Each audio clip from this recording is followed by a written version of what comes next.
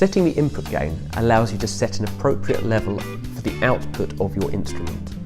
Microphones, for example, have a much lower output than the line out on, let's say, a keyboard. As a result, it requires more gain from the preamp in order to bring it up to the same level as your keyboard.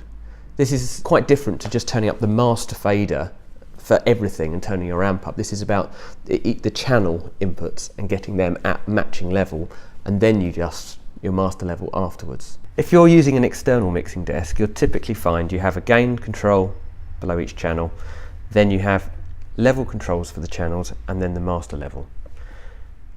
Let's say we've got a mic in here and a keyboard in here. If we put these both at 0 dB, they won't be at the same level because the microphone doesn't have as much as an output as the keyboard will have. So what we need to do is increase the gain on that channel so they're both at the same level to send to the master fader. Then you can balance the two to get the desired mix that you want. If you're using a mixing desk with your system, it's important to check both the input and output gain on your system to avoid what is known as clipping. Clipping is when the signal goes above the maximum level that particular channel is capable of taking, and it causes a generally unpleasant distortion sound. On this mixing desk there's a little clip indicator, so as I turn the gain up it will start to flash, and you can see that I'm starting to clip the input. I'm also clipping on the master output here.